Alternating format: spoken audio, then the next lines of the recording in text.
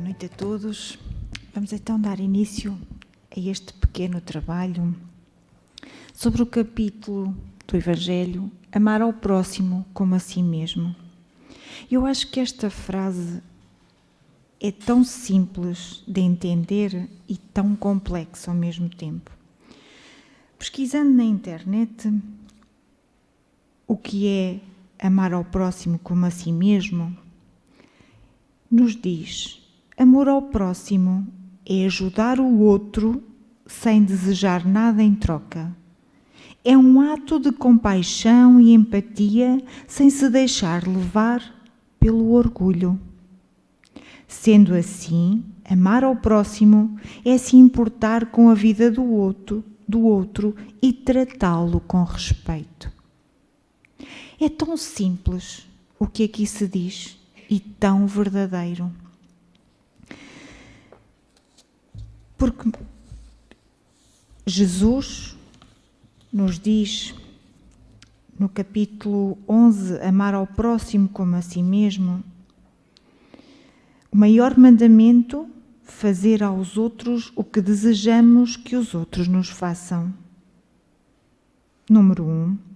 Tendo os fariseus tomado conhecimento de que Jesus fizera os saduceus se calarem, reuniram-se e um deles, que era doutor da lei, veio fazer-lhe esta pergunta para tentá-lo. Mestre, qual é o maior mandamento da lei? E Jesus respondeu: amarás ao Senhor teu Deus de todo o teu coração, de toda a tua alma e de todo o teu espírito. É o maior e o primeiro mandamento. E eis o segundo, que é semelhante ao primeiro: amarás o teu próximo como a ti mesmo. Toda a lei e os profetas estão encerrados nesses dois mandamentos. Em Mateus, capítulo 22, versículos 34 a 40. Número 2. Fazei aos homens tudo o que desejais que eles vos façam, pois esta é a lei e os profetas. Em Mateus, capítulo 7, versículo 12. Tratai de todos os homens da mesma maneira que quereis que eles vos tratem. Em Lucas, capítulo 6, versículo 31. O reino dos céus é comparado a um rei que quis fazer as contas com os seus servos.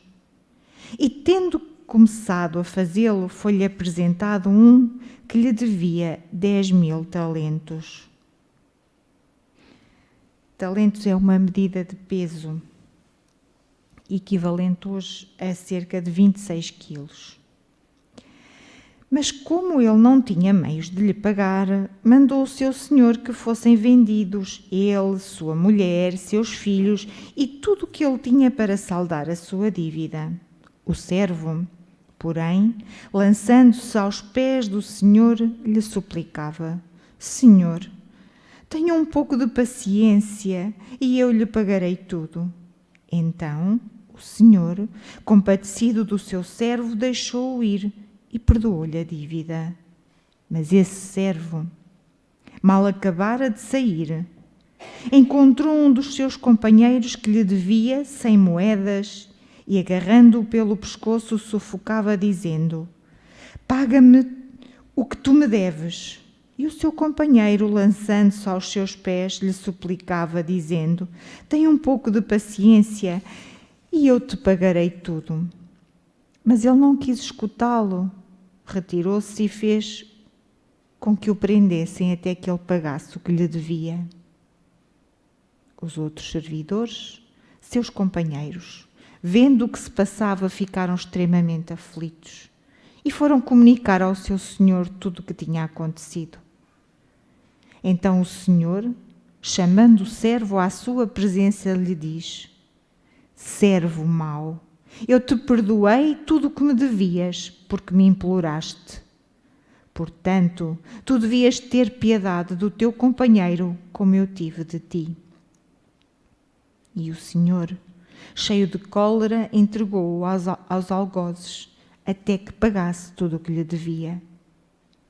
É assim que meu Pai, que está nos céus, vos tratará, se cada um de vós não perdoar, do fundo do coração, as faltas que seu irmão houver cometido contra vós.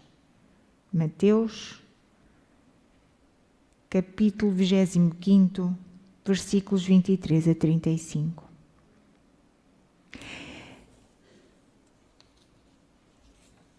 Este exemplo em que o servo pede ao Senhor para que ele lhe perdoe o que ele lhe devia, e ele o fez.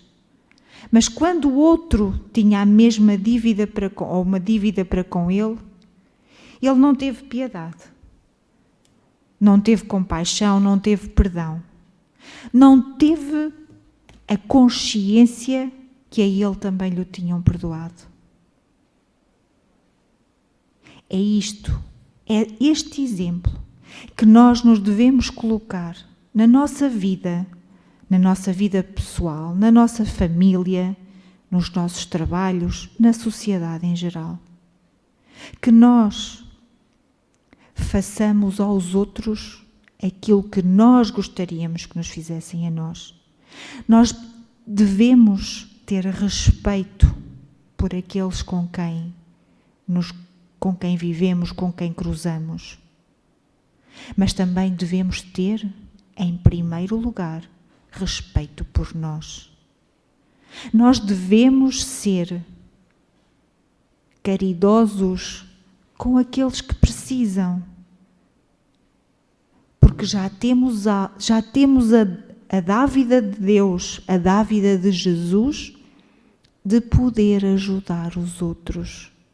Quantos gostariam de ajudar e não têm como?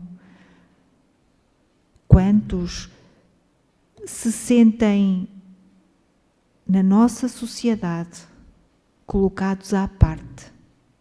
Porque nós catalogamos as pessoas, porque nós não temos a consciência de que somos todos irmãos, filhos de Deus, que estamos todos no caminho de aprendizagem, que estamos todos para evoluir, para seguir o caminho de Jesus. Ainda lendo do Evangelho, o número 4 diz-nos o seguinte: amar o próximo como a si mesmo, fazer aos outros o que desejamos que os outros façam por nós. É a expressão mais completa da caridade, pois resume todos os deveres para com o próximo. Não pode haver guia mais seguro a esse respeito do que tomar como medida do que se deve fazer aos outros o mesmo que desejamos para nós. Com que direito se exigirá um bom procedimento dos nossos semelhantes, se não temos para com eles a indulgência, a benevolência e o devotamento? A prática desses ensinamentos conduz à destruição do egoísmo. Quando os homens os usarem como regra de comportamento e como base das suas instituições, compreenderão a verdadeira fraternidade e farão reinar entre eles a paz e a justiça. Não haverá mais ódios nem divergências de opiniões, mas união, concórdia e benevolência mútua. É importante que a gente perceba que para que os outros procedam para conosco da maneira como nós gostaríamos, nós também temos que tomar uma atitude diferente. Nós temos que perdoar, nós temos que ser benevolentes, nós temos que ser tolerantes, nós temos que amar, porque Aquilo que nós transmitimos aos outros, mais tarde ou mais cedo, vem para nós. E se nós não transmitimos amor, se nós não transmitimos caridade, se nós não transmitimos perdão, amanhã este nosso egoísmo volta para nós. E volta para nós sempre da pior maneira, para que nós possamos aprender que com o bem, com o amor, nos liberta, nos faz seguir o caminho de Jesus. Não é fácil.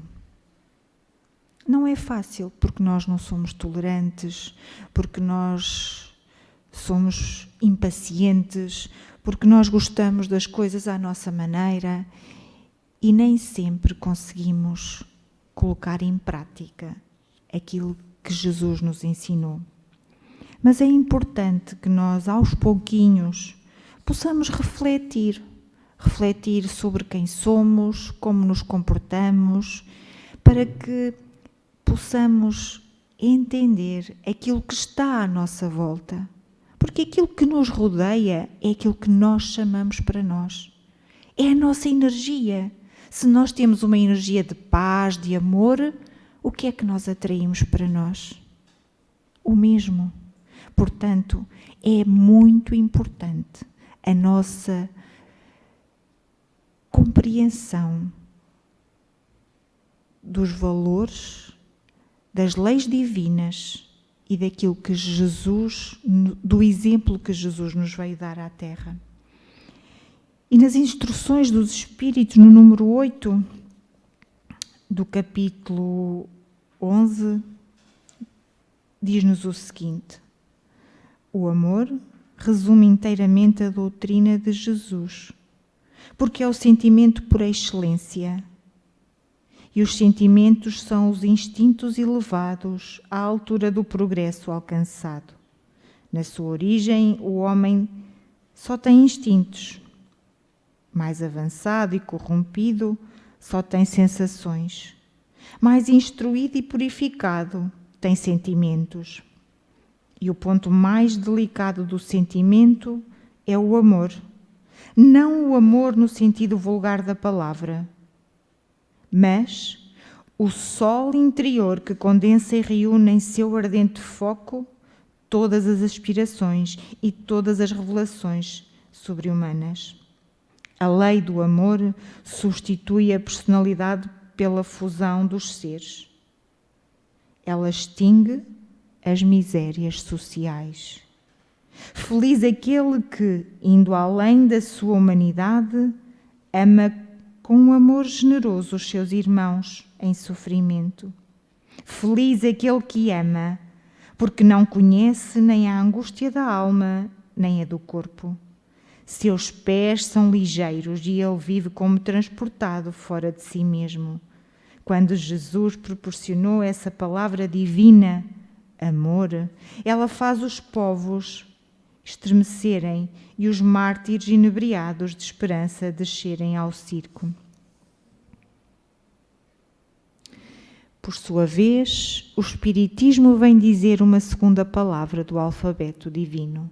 Ficai atentos, porque essa palavra levanta a lápide dos túmulos vazios e a reencarnação triunfante sobre a morte. Revela ao homem deslumbrado o seu património intelectual. Não é mais aos suplícios que ele o conduz, mas à conquista do seu ser, elevado e transfigurado.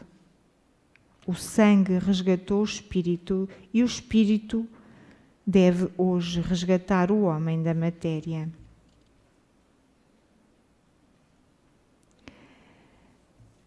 Não dando continuidade à leitura, porque ela é muito extensa, eu acho que aquilo que nós devemos reter e que eu acho que é muito bonito. A lei do amor extingue as misérias sociais. Se todos nós estivéssemos dentro da lei do amor, praticando o exemplo de Jesus, imaginem como seria o nosso mundo. De paz, de amor. de caridade, de amizade verdadeira e pura. Por isso, eu acho que é, acima de tudo, muito importante que nós possamos ler estes textos evangélicos, que possamos refletir sobre as leis divinas. Mas refletir não é hoje, agora e aqui. É um pouquinho cada dia. E ao fim do dia, fazer uma reflexão. Como é que foi o meu comportamento hoje? Será que eu fiz bem naquela situação? E se eu me colocar no lugar do outro? Eu gostaria que me fizessem isto? É nestes pontos que nós devemos, devagarinho, um dia, o outro, e qualquer coisa, de certeza que nós vamos melhorar. Tenhamos nós essa força, essa vontade, porque não há como experimentar. Não há como experimentar doar o melhor de nós aos outros. Porque aquilo que nós recebemos é um bem-estar tão grande, uma alegria tão grande, que não há descrição.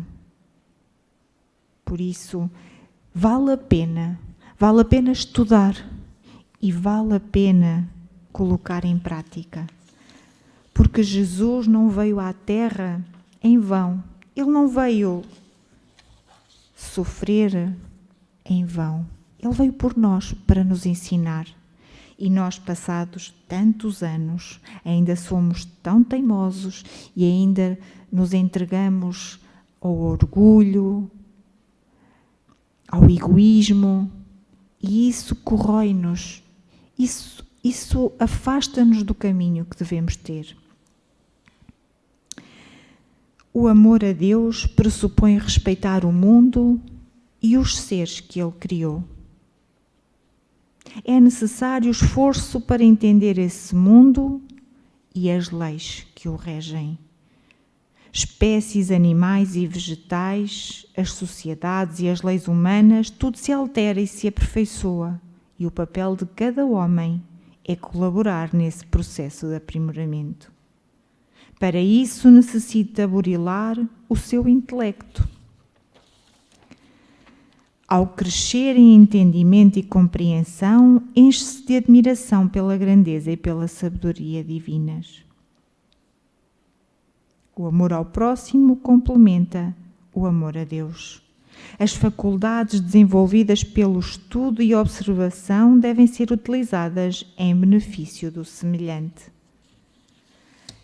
E para cumprir o mandamento do amor, procure desenvolver a sua inteligência. O primeiro passo é intensificar o afeto aos que nos são simpáticos. Depois, dedicar atenção aos que nos são indiferentes. E, em seguida, tolerar os que nos causam aversão. Jamais emitir pensamentos ruins e muito menos ter atitudes negativas para com eles, abstendo-se por palavras ou por atos de tudo aquilo que os possa prejudicar. É importante porque amar aqueles que são fáceis e amar aqueles que já nos são amados é muito fácil. É simples. Nós amamos os nossos filhos, mas amar aqueles que são difíceis, aqueles que nós ainda não conseguimos olhar para eles a direito, isso sim ainda é mais difícil. Mas é nesses processos que nós nos devemos focar, de nos aprimorarmos, de nos melhorarmos, para que possamos olhar aqueles que até nem gostamos de uma forma diferente. Então, termino assim este pequeno trabalho, convidando todos a que no vosso dia a dia possam fazer 2 minutinhos este exercício. Será que eu fiz aos outros aquilo que eu gostaria que me fizessem a mim? Tentar sempre colocar do outro lado e perceber se eu ficaria bem com aquelas atitudes que eu tomei. Obrigada pela vossa atenção.